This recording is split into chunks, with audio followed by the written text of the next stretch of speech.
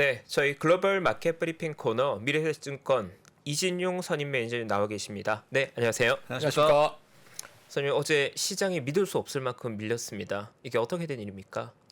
저도 어제 방송을 같이 보면서 저도 어떤 참여자로서 굉장히 놀란 하루였고요. 예, 방송 보시는 분들하고 같은 심정이었던 것 같습니다. 어제 시장이 도대체 왜 이렇게 많이 밀린 건가요? 그러니까요. 네, 궁금합니다. 제가 오늘 원고를 준비하면서 제가 지난주 수요일 날 썼던 원고를 봤는데 그 수요일 날 종가를 비교해 보니까 그때보다는 지수가 높아요. 어제 그렇게 빠졌는데 말씀하신 것처럼 이제 일주일 동안 올랐던 폭에 대한 걸 이제 전부 다 이제 되돌렸고요. 어쨌든 숫자 자체가 굉장히 조금 의미가 있다 나름적으로 생각을 합니다. 어떤 분들은 고작 0.2% 차이 아니냐, 예상과 0.3%, 0.2%가 그렇게 중요하냐라고 말씀하시는 분들도 계시는데, 개인적으로는 그 세부적인 내용에서 상당히 의미가 있었다고 생각하고요. 그 부분에 대해서 오늘 설명을 좀 드리도록 하겠습니다. 의미가 있었다면 좀 안 좋은 내용들이 좀 있었다. 예, CPI 발표에. 세부적으로는 숫자 자체보다도 그 안에 있는 질적인 부분이 저는 더 중요하다고 생각을 하거든요. 단순히 0.1%냐 0.2%냐가 중요한 것이 아니라 실제로 그 부분에서 어떻게 움직였느냐가 더 훨씬 더 체크해야 될 부분이기 때문에 그 부분을 오늘 조금 말씀을 드리겠습니다. 네, 중요한 포인트네요. 네, 그렇습니다. 빨리 들어봐야 될 것 같습니다. 어떤 게 중요한 포인트입니까? 예, 어제 뭐 다들 아시다시피 3대 지수 모두 급락 마감했습니다. 다우가 3.94%, S&P가 4.32%, 나스닥이 5.16% 하락하면서 마감했는데 뭐 CPI 지수 발표되면서 급락 출발했고요. 특히 이제 국채금리 상승하면서 기술주 위주로 낙폭 확대가 되었고 뭐 별다른 반등 없이 뭐 낙폭을 확대하면서 결국 마감을 했는데요. 아까 말씀하신 것처럼 2020년 코로나 사태 이후로 일간 낙폭으로는 최대치였습니다. 그만큼 이제 시장에서는 받아들이는 이제 숫자에 대한 충격이 좀 있었고요. 우리가 이제 흔히 이제 가장 최고의 기술주라고 생각하는 구글, 마이크로소프트, 애플 이런 주식들이 모두 5%대, 아마존은 7%, 메타 플랫폼스는 9%가 넘는 큰 하락을 기록을 했고요. CPI 어제 지표 다시 한번 말씀을 드리면은 8월 CPI 8.3%가 나왔는데요. 이게 YOY, 그러니까 전년도 기준입니다. 전년도 대비해서 8.3%가 올랐다는 그렇죠. 거고요. 7월 달이 이제 8.5%인데 7월보다 낮아진 것이 아니냐. 물론 이제 YOY 전년 대비로는 약간 낮아진 게 맞지만은 월 대비로, 그러니까 7월 대비를 했을 때는 YOY MOM 기준으로는 오히려 올랐습니다. 0.1%가 올랐는데 컨센서스로는 원래 7월보다 낮아져야 이제 정상이었거든요. 다들 그렇게 예상을 했는데 오히려 올랐다는 부분이 우리가 다들 기대하고 있던 피크업 부분, 그러니까 아직 끝이 아니구나라는 공포심이 이제 다시 한번 들게 된 하루였고요. 특히 코 CPI가 무려 전월 대비 0.6%가 오르면서 그렇죠. 컨센서스 대비 무려 2배 이상 올랐다는 부분이 훨씬 더 저는 큰 충격이었다. 그렇게 보면 될 것 같고요. 세부적인 지표를 자료를 한번 보고 말씀을 드리겠습니다. 저 자료 한번 띄워주시죠. 네.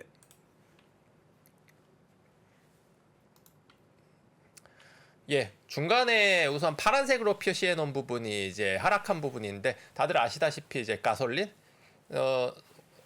기름값은 상당히 많이 하락을 했고요. 뭐 그 아래쪽에 있는 중고차 가격도 의미 있게 이제 하락을 보여줬습니다. 반면에 이제 빨간색으로 표시해 놓은 부분이 이제 상승한 부분인데요. 맨 위에 있는 부분이 푸드, 음식료도 상당히 많이 가격이 올랐고요. 아래쪽 중간에 있는 것은 이제 가스 가격입니다. 최근에 이제 가스 가격이 오르다 보니까 기름값과 반대로 오히려 상당히 상승하는 모습을 보여줬고요. 무엇보다도 가장 중요했던 부분은 이제 하단 부분에 있는 렌트, 그러니까 이제 임대료 부분이 결국은 이번 상승에 결정적인 영향을 했다라고 볼 수가 있는 게, 이 임대료 부분이 0.8% 정도 상승을 했고 그 아래쪽에 있는 메디컬 케어, 그러니까 의료 서비스 부분도 0.8% 굉장히 크게 상승을 했는데, 전체 지표에서 우리가 주거비가 차지하는 비중이 32%, 거의 3분의 1을 차지하기 때문에 이 부분이 사실 CPI에서 굉장히 중요한 역할을 차지를 합니다. 그리고 이 32% 중에서 7% 부분이 렌트 부분, 그리고 나머지 23%가 OER이라고 해서, 이 OER이라는 거는 실제로 주택을 보유하고 있는 사람들에게 설문조사를 해서 실제로 이 부분에 대해서 내가 가진 주택에 대해서 얼마나 임대료를 받을 것이냐라는 서베이를 하게 되거든요. 그래서 실제로 거기에 대한 답변을 바탕으로 해가지고 조사를 하게 되는데 이 부분이 상당히 이제 높게 나타났다는 부분. 그러니까 임대료에 대해서도 계속 꾸준한 증가세가 이제 예상이 되다 보니까 이 부분에서 상당히 이제 약간의 이제 오류가 있었다고 저는 생각을 하고요. 왜냐하면은 올해 중반부터 실제로 주택 매매 가격은 꺾였습니다. 실제로 꺾였고 어떤 모기지라든지 이런 부분도 상당히 이제 의미 있게 꺾이는 모습이었거든요. 그러다 보니까 시장에선 주택 부분도 우리가 렌트라든지 이런 부분도 꺾인 게 아니냐라고 이제 생각을 했는데 그렇지 않았던 거죠. 그렇다면은 우리가 매매가는 분명히 꺾인 게 이제 어느 정도 확인이 됐는데 임대료가 아직 안 꺾였네? 그럼 이 부분에서 약간 의문이 생기실 수가 있어요. 그러면은 이게 과거에는 어땠느냐? 매매가가 꺾였을 때 같이 꺾였느냐? 과거 사례를 봤을 때 이렇게 주택 가격이 꺾였을 때 상당한 시차를 뒤에 두고 이제 움직이는 경우가 많았고요. 그게 거의 짧으면 6개월, 길면 1년이 넘는 시차이기 때문에 사실은 크게 동조라고 보기도 힘든 수준이었고요. 어떤 경우는 아예 동조를 안 하는 경우도 있었습니다. 즉 매매가와 상관이 없었던 부분이 있죠. 우리가 이제 흔히 이제 생각을 하는 게 렌트비라는 게 소위 말하는 이제 스티키 지수라고 해서 한번 오르면 잘 안 내려가는 지수입니다. 그렇죠. 예, 우리가 매매 가격은 그것보다는 훨씬 탄력 있게 움직이는데 오히려 렌트 비용, 임대료 같은 경우는 그것보다 덜 비탄력적이고요. 또 하나는 지금처럼 금리 인상기, 금리가 상승해서 비용이 많이 드는 경우에는 이 비용이 보통 렌트 비용에 넘어갑니다. 이전이 됩니다. 그 말은 렌트비가 같이 올라간다는 뜻이거든요. 예, 금리가 상승하면서 이 부분에 대해서 넘기는 거죠. 그렇다 보니까 우리가 단순히 매매 가격이 빠졌기 때문에 매매 가격이 빠졌다 보니까 렌트비도 같이 내려갈 거야라고 생각을 했는데 이 부분에 대해서 어느 정도 시차가 존재했었고요.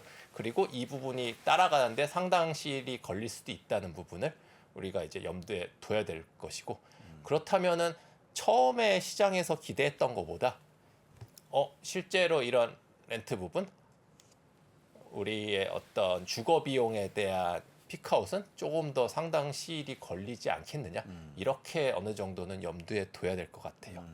그러니까 다시 얘기하면 에너지 값의 하락은 예상했으나 주거비용, 쉘터에 대한 거는 약간 우리가 오류를 범한 게 아닌가라는 말씀이시죠? 예, 이 부분에서 상당히 저는 오류가 있었다고 생각을 하고요. 이제 뭐 흔히 이제 우리가 그런 CPI 그러니까 실제로 변동성이 큰 부분하고 그렇게 크지 않은 부분으로 나뉘거든요. 뭐 대표적으로 유가가 있지 않습니까? 그렇죠. 변동성이 큰 부분. 그렇죠.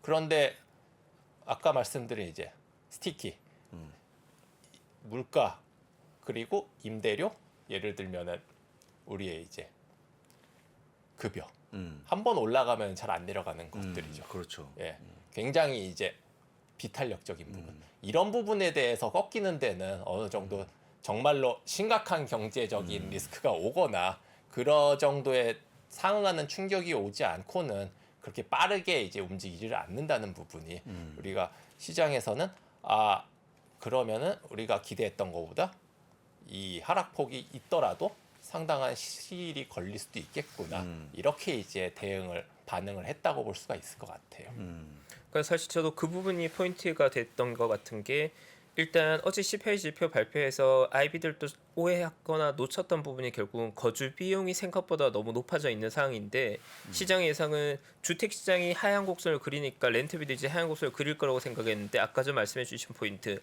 현재 시장에 금리가 올라가 있으면 결국은 집을 소유주들도 이자 비용의 부담이 있을 거고 그걸 월세 녹이고자 하니까 어떻게 보면 주택가격이 하향되더라도 렌트비는 크게 안 꺾일 수 있다. 이자 비용을 반영하니까. 그러면 우리의 예상보다도 이 렌트 비용은 더 스티키하다. 좀 더 천천히 내려갈 수 있다. 그게 결국 시장의 우려를 자아낸 게 아닌가. 네. 역시나 그 인플레이션이랑 한번 찾아오면 만만하지 않은 것 같습니다. 그렇습니다. 네. 그럼 어쨌거나 그것 때문에 금리 변동 경로가 어떻게 바뀌는지 좀 말씀해 주시겠습니까? 예, 뭐 어제 하루 만에 페드워치에서 예. 굉장히 급격한 변동이 있었는데요. 우선 기존에 50bp 인상에 대한 9%의 확률은 아예 0%로 바뀌었고요. 그러니까 없어진 겁니까? 예, 그럼? 50bp에 대해서는 아예 이제 논외가 되었습니다. 그리고 대부분 예상했던 75bp 이게 91%에서 62%로 하락을 했습니다. 그러면은 75bp 인상 확률도 낮아진 거거든요. 그럼 남은 게 뭘까요? 1%죠. 1% 즉 100bp 인상이 가정에 없었는데 무려 40%로 뛰어 올랐고요. 노무라 증권 같은 경우는 실제로 9월 인상을 1%일 것이라고 예상을 하고 있습니다. 네. 그렇다면은 우리가 뭐 수없이 이제 논의를 했었던 앞으로 3번 남은 이 FOMC에서 어떻게 전개가 될 것이냐. 뭐 75, 75, 25 혹은 75, 50, 50 이렇게 이제 얘기가 나오고 있는데 이렇게 되면은 3번을 올릴 경우는 175bp이거든요. 그렇다면 현재에서 2.5%에서 4.25%가 되는 거고 이제 뭐 아까 얘기한 100bp를 반영을 한다면은 175, 50 이렇게 갈 경우에는 연말에 무려 4.75%를 이제 기록을 하게 되는 거죠. 이게 굉장히 이제 심각한 수치이죠, 사실은. 그렇죠. 예, 우리가 인플레이션에 대해서 이제 상당히 좀 두려워할 필요가 있겠구나. 어제 지표를 보면서 많은 분들이 이제 느꼈을 거고, 저도 개인적으로는 상당한 이제 두려움을 느낀 게, 그 우리나라도 보면은 최근에 뭐 유명 라면이나 과자 가격이 이제 오른다는 이제 뉴스가 나오지 않습니까? 그러니까 이런 것들은 한번 올라가기 시작하면 내려오지를 않거든요. 그러니까 임대료도 마찬가지로 가격 전이를 하면서 계속 올라가는 습성이 있는 거고 그런 음식료와 렌트비라는 이런 강력한 것들이 미국도 이제 올라가는 모습이 보인다는 거죠. 필수 이제 소비 품목이지 않습니까? 우리가 렌트비를 안 낼 수도 없고 음식료를 안 낼 수가 없다 보니까 이런 부분이 올라간다는 거는 그만큼 빠르게 어떤 소비 축소, 내년도 경기 침체 가능성을 높인다는 부분이 상당히 이제 우려를 자아내는 부분이라고 생각을 하고요. 근데 제가 볼 때는 그래도 0.2%포인트가 올라간 거죠. 예상보다 올라간 거 아닙니까? 그 정도 갖고 장이 이렇게 빠진 건 좀 너무 심해 보여 갖고 혹시 0.2라는 숫자에 뭔가 다른 의미가 좀 있는 것도 한번 설명이 가능하시겠습니까? 예, 이제 앞서 서두에 말씀드린 것처럼 단순히 이제 0.2%, 0.1%라는 숫자 자체보다도 어떤 추세나 흐름의 부분이 상당히 이제 중요했다고 저는 생각을 하고요. 네. 피크아웃을 확실히 보여주지 못했다는 부분. 그러니까 우리는 지난달에 이어서 이번에도 확실한 이제 하락을 보길 원했던 건데 시장은 인플레이션은 그렇지 않고 오히려 반등하는 모습을 보여주면은 우리가 6월 달에 저점을 깰 때 공포가 그거였거든요. 그때 9% 이상의 CPI가 나오면서 도대체 끝이 어디인지 모르겠다. 이 부분 때문에 계속 신저가를 유지를 했었던 건데 그 다음 달 바로 CPI가 꺾이면서 여기가 고점이구나라는 이제 인식이 나왔지 않습니까? 그러면서 25% 이상 급격히 상승했는데 어제 인플레이션 발표 같은 경우는 그 안도감을 다시 없애는 수준이었거든요. 다시 올라갈 수도 있겠구나라는 공포가 있기 때문에 이것이 이제 단순히 이제 수치보다도 방향성에서 상당히 중요했던 부분이라고 생각을 하고요. 특히 이제 거듭 말씀드리지만은 임대료라든지 의료비 같은 코어 CPI 고정 비용의 상승은 단순히 우리가 일시적인 유가라든지 이런 변동성 큰 부분하고는 훨씬 충격적으로 다가와야 되는 부분이거든요. 코어 CPI 상승이라는 부분이 훨씬 더 부담스러운 부분이다. 소비재가 전반적으로 가격이 상승하는 효과가 있다는 부분이 상당히 저는 우려스럽다 그렇게 보고 싶고요. 그 기존의 이제 연준의 스탠스는 이거였죠. 그 잭슨 홀 미팅 이후 파월 의장의 스탠스는 일정 부분의 경기 침체는 감수하겠다. 인플레이션 파이터로서 충실하겠다. 이것이 이제 연준의 스탠스였고요. 그러면 시장의 기대치는 뭐였냐? 내년도 일정 부분의 경기 침체 감수하겠다. 그 대신 빠른 금리 인상을 통해서 인플레이션도 내년에 진정이 될 것이다. 그러면 어느 시점에 내년 말 혹은 내후년에는 다시 금리 인하가 가능하지 않겠느냐? 이것이 기존의 시장의 기대치였어요. 그런데 어제 발표가 됐죠. 그런데 경기 침체는 계속 유지되는데 인플레이션이 안 내려옵니다. 스태그플레이션이죠. 가장 무서운 사항을 이제 우리가 머릿속에 하나 염두에 두기 시작한 거죠. 어제 시장은 사실 이거를 반영했다고 볼 수가 있는 거죠. 연준은 내년까지 꾸준하게 어떤 경우든지 금리를 인상할 것을 시사했습니다. 이 속도가 조금 빠르냐 느리냐의 차이지. 언제까지일까요? 물가가 원하는 수치, 이 수치가 역전될 때까지겠죠 아마. 그런데 금리는 지속적으로 올리는데 CPI가 만약에 8% 7%에서 안 내려온다. 그럼 이 금리를 과연 어디까지 올려야 될 것인가? 상당히 이제 좀 이 부분도 마찬가지로 굉장히 우려스러운 경우죠. 아, 끔찍하네요. 말씀하신 건 들어도. 예, 우리가 뭐 연말에 뭐 4%, 뭐 내년에 4.5%뭐 IB들에서 일반적으로 생각하던 예상이 전부 틀어지는 거거든요. 만약에 내년도에 4.5까지 올랐는데 CPI가 계속 6%, 7% 이상이 있다. 연준 입장에서는 굉장히 곤혹스럽고요. 시장은 더더욱 곤혹스러운 상황인 거죠. 예, 그래서 이것이 단순한 0.1%, 2% 숫자의 문제가 아니라 방향성의 문제이다. 시장의 방향성의 문제이다. 즉 기존의 모든 이제 예상 수치를 다시 계산해야 될 필요가 생긴 거죠 현재로서. 그러면 목표 지수까지도 손을 좀 봐야 될까요? 제가 브리핑했거든요. 목표 지수를. 실제로 뭐 어제 이후로 많은 IB에서 다시 의견들이 쏟아져 나오고 있습니다. 6월 저점을 깬다는 의견이 더 많아졌죠 실제로 보면은. 다시 한번 6월 16일에 저점을. 실제로 뭐 여기서 추가로 실제 6월 저점까지 지금 S&P 500 기준으로는 한 10% 정도밖에 그렇게 차이가 나진 않습니다. 그렇습니다. 예. 아마 제 기억에 3,670 몇 포인트였죠? 네, 3,600대였고 나스닥이 1,500대였으니까 그렇죠. 두 지수 다 한 10%에서 한 12% 정도 차이인데 그렇죠. 단기적으로는 이 6월 지지선 여부가 상당히 저도 개인적으로 중요하다고 생각하고요. 기술적으로도 심리적인 지표이거든요. 만약에 이걸 이제 하회한다면은 이제 조금 더 크게 열어놔야 된다. 이제 일부에서 이야기하는 25% 이상을 염두에 둬야 되는 시점이 오는 거죠. 그렇게 되지 않기를 바라는데 현재 문제는 빠르게 이제 반등할 만한 요인이 부재한 부분이 없죠. 없는 부분. 결국은 장기로 볼 수밖에 없는 거고요. 현재 할 수 있는 부분은 어떤 낙폭화대 종목에 대한 어떤 단기 트레이딩 부분, 그러니까 우량주에 한해서 과하게 빠진 종목에 대해서 매매를 하거나 조금 방망이를 짧게 쥐고 트레이딩하는 것도 하나의 방법이 될 수 있다라고 생각을 하고요. 뭐 뻔한 얘기지만 일정 부분 현금을 확보하는 게 어느 때보다 중요한 시점이다.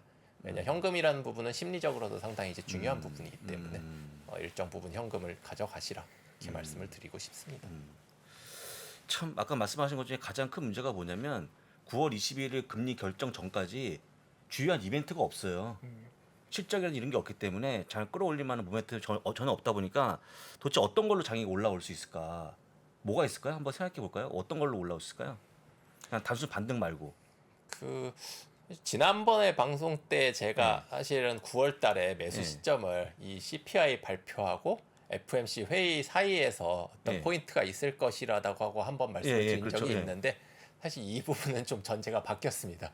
예상과 달리 CPI가 예상치를 너무 뛰어넘다 보니까 너무 못 나와서 뭐 죄송하지만 의견도 수정을 해야 될 것 같은 상황이고요. 그럼에도 불구하고 뭐 원론적인 얘기를 드리자면은 개인 투자자 입장에서는 매수 관점으로 보는 것이 저는 맞다. 현재 시점에서도. 왜냐? 절대적인 수치 자체는 어쨌든 저렴한 수준이 맞는 거고요. S&P 기준으로 올해 이제 지수 PR이 이제 17배 정도 수준까지 내려왔고 뭐 구글이 뭐 20배, 마이크로소프트가 25배 내노라는 회사들이 상당히 이제 가시적인 수준까지 내려왔으니까 이런 부분에 대한 어떤 매매는 저는 언제나 옳다고 생각을 합니다. 그래서 어려운 시장일수록 조금 더 기본으로 돌아가서 이제 투자를 하시는 것이 어떤 너무 이제 작은 것 혹은 기술적인 부분에 취하지 마시고요. 그렇게 말씀을 드리고 싶고요. 뭐 기대할 만한 것이라면은 지금 어떤 미국에서 중간 선거를 앞두고 어떤 추가적인 공약이 나오지 않을까 개인적으로 조금 기대를 하는 부분. 왜냐하면 시장을 그대로 놓지는 어려울 거라고 생각을 하고요. 어느 정도 지금 공화당하고 민주당이 지금 호각으로 지금 나오고 있는 상황이기 때문에 집권당 입장에서도 뭔가 승부수를 띄어야 되지 않을까. 또 하나는 뭐 우크라이나 전쟁 쪽에서 뭔가 희소식이 좀 들리었으면 하는 종전, 뭐 휴전? 종전 혹은 예, 휴전이라는 휴전? 개인적 연내만 그것이 나온다면 저는 굉장히 좋은 임팩트다. 왜냐하면 인플레이션 부분에서도 상당히 해소를 할 수 있는 사건이거든요. 그렇기 때문에 그 부분도 어느 정도는 기대치에 하나 둘 수 있지 않을까 생각을 합니다. 그 주식을 새롭게 시작하신 분들의 질문인데 어쨌거나 6월달 9.1%, 그 다음에 7월달 8.5%, 그 다음 이번에 8.3이니까 어쨌거나 떨어지는 건 맞잖아요. 근데 계속 왜 고점에 대한 그 정점에 대한 의심이 나오는지 내려가는 모습이 확연한데 그런 거 어떻게 답을 할 수 있을까요? 말씀드린 것처럼 세부적인 내용의 이제 문제였습니다. 아, 겉에 드러난 숫자가 중요한 안에 있는 내용이 중요하다. 예, 아까 8.3%이 부분은 전년 대비일 거고 예. 실제로 현재 전월 대비, 그러니까 올해 들어서는 이게 꺾이지 않고 계속 유지되는 모습이거든요. 그러니까 현재 시점에서는 YOY 전년 대비보다 전월 대비가 지금은 조금 더 중요한 부분이다. 왜냐하면은 당장 내년만 되더라도 내년 초만 되더라도 올해 들어서 물가가 굉장히 빠르게 올라가기 시작했잖아요. 7%, 8%. 내년만 돼도 기저효과 때문에 YOY는 상당히 떨어질 겁니다. 당연한 거죠. 예, 올해 이렇게 8%, 9%를 찍었기 때문에 그 부분보다는 지금 실제로 어떤 경기 침체에 영향을 줄 수 있는 코어 CPI 이 부분이 안정이 되느냐의 문제인데 지금 그런 모습이 보이질 않거든요. 그렇기 때문에 세부적인 숫자를 봐야 된다. 이 부분이 실제로 얼마나 경기 침체에 영향을 주고 금리 인상에 얼마나 영향을 줄 것이냐. 실제로 만약에 미국 기준금리가 5%를 넘어가게 된다면은 뭐 주가에 대한 어떤 충격은 불가피하죠. 여기서 여기가 저점이라고 생각하기가 어려워지죠, 사실은. 그렇다 보니까 이런 코어 CPI 부분이 상당히 중요한 부분이다라고 말씀을 드리고 싶습니다. 너무 오늘 굉장히 조금 어둡게 얘기해가지고 조금 죄송스럽긴 한데 뭐 기사가 그런 시황이 그러니까 어쩔 수 없는 건데 네. 어쩔 수 없는 건데 문제는 이제 이걸 이해하셔야 되는데 지금 이제 주린이분들은 이런 거죠. 내려가고 있는 그런 모습인데 너무 심하게 빠진 거 아니냐 어제 하락이 2년 만에 최대 폭 하락이었으니까 약간 그런 거에 대한 질문들 그 다음에 이해 못하는 부분들 그런 게 있으니까 아마 좀 분위기가 어쩔 수 없이 무거워졌는데 어떻게 우리 최포관님은 똑같이 우량주 살 수 있는 좋은 기회다 어떤 대응 전략 현금을 확보하는 거 그거 맞겠죠 어쨌거나 네. 예. 어쨌든 시장에 대해서 아직 경계감이 있는 건 우리가 상반기에 확인했던 S&P 500 기준 3,630포인트가 올해의 저점일 거라는 기대감이 시장에 어느 정도 있었는데 그건 어디까지나 연준의 기준금리가 연말 기준 밴드 상단이 4%에 도달했을 때의 가정이었거든요. 아. 근데 만약에 그 금리의 상단이 4%가 아니라 4.5나 4.75라고 본다고 하면 사실 우리가 바라봐야 되는 S&P 지수의 저점 시도 더 낮아질 수 있는 상황이거든요.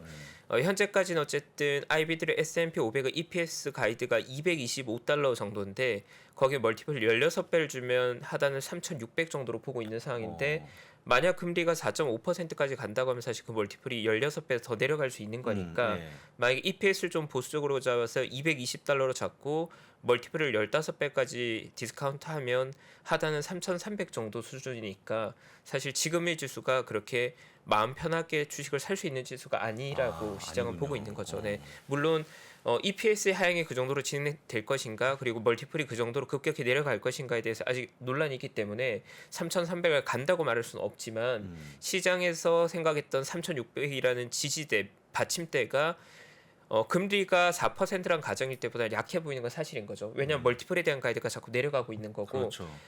연말의 기준금리가 4% 기준으로 봤을 때 미국 최대의 상업은행인 뱅크 오브 아메리카가 연말 S&P 500 지수를 3,600으로 봤었거든요. 근데 이번에 금리가 올라갔으니까 당연히 3,600보다는 더 이하를 가이드 주게 될 건데 그럼 시장은 한 3,500, 3,400 정도까지도 흔들릴 여지가 있는 게 아닌가 그런 불안감은 좀 상존하는 것 같습니다. 저도 당연히 전고점이 안 깰 가능성이 높다고 보고 있고요. 3,600까지 안 갈 거라고 보고 있는데 시장이 어쨌든 금리 환경이 변하게 되면 지수에 대한 가이드 당연히 변하게 되는 거고 그렇습니다. 예. 멀티플 역시도 지금은 기존에 우리가 봤던 좀 낙관적인 시나리오보다는 부정적인 시나리오를 좀 가는 모습이라서 보수적으로 대응할 필요는 있는 것 같습니다. 네. 자 그럼 끝으로 아까 얘기했던 노무라 얘기했던 100bp는 그 현실성이 좀 있을까요? 100bp? 이미 지금 확률적으로 40%까지 올랐으니까 당연히 현실적인 부분은 존재를 하는 부분이고요. 그냥 기계적으로 올라간 거 아닐까요? 기계적으로 그냥 탁 치니까 탁 올라가는 정도? 그런데 이제 지금의 어떤 연준의 스탠스를 우리가 알아야 되는데 연준은 뭐 이미 잭슨홀 미팅 이후로는 상당히 이제 매파적으로 변신을 한 상황이기 때문에 지금 코어 CPI가 실제로 어떤 약간의 오류도 있긴 하거든요. 아까 말씀드린 것처럼 주택시장 꺾였는데 뭐 그걸 반영을 아직 안 했다던가. 그럼에도 불구하고 연준은 충실하게 CPI 지표를 기본 베이스로 해서 움직일 가능성이 있기 때문에 지금으로서는 저는 1% 인상도 한 반 정도의 확률은 열어둬야 된다 생각을 합니다. 하여간 오늘 무거운 얘기인데 설명을 잘 해주셔갖고 이제 이해가 다 됐습니다. 예. 사실 오늘 같은 시황 발표 굉장히 부담스럽거든요. 부담스럽죠? 네, 어제 CPI가 사실 시장에 워낙 큰 영향이 있었고 또 시장에 대한 전망치들이 계속해서 업데이트되고 있다 보니까 네. 여러모로 좀 아직까지는 좀 혼란스러운 것 같고 이게 이제 9월 FOMC가 과연 75bp냐 100bp냐의 논쟁이 시장에 약간 있을 것 같긴 한데 뭐 제가 예측은 어렵지만 저의 개인적인 견해는 아마도 100bp보다는 75bp일 가능성이 좀 더 높을 거라고 저는 예상하고 있거든요. 그 이유는 0.75%. 네, 예. 왜냐하면 연말까지 기존의 연준이 3번의 금리 인상 기회가 있는데 어쨌든 연준은 3번의 금리 인상 카드 중에 첫 번째 카드에 무리할 필요 없는 게 첫 번째에서 75bp를 하더라도 두 번째와 세 번째에서 열릴 수 있는 캐파들이 더 있는 상황이다 보니까 굳이 시장에 강한 충격을 줄 정도까지 갈까라는 생각이 저는 하긴 하거든요. 근데 시장은 아마 9월에 75bp 인상으로 하더라도 마음 편하지는 게 그 다음 두 번의 금리 인상이 몇 bp가 될지 모르다 보니까 여전히 연말까지는 좀 금리 인상에 대한 불안감, 부담을 계속 안게 될 것 같습니다. 그래서 뭐 9월에 75bp 한다고 해서 시장이 환호할 분위기는 아니지 않을까. 그걸로 한심하게 좀 불안한 면이 있는 것 같습니다. 네, 그렇습니다. 뭐 참고하시면 좋을 것 같고요. 끝내기 직전에 잠깐 선물 지수만 확인해보고 돌려보내도록 하겠습니다. 선물 지수의 흐름인데요. 현재 구간 S&P 500 0.2% 플러스고요. 다우도 0.11% 플러스, 그 다음에 나스닥까지 0.18% 플러스를 보여주고 있습니다.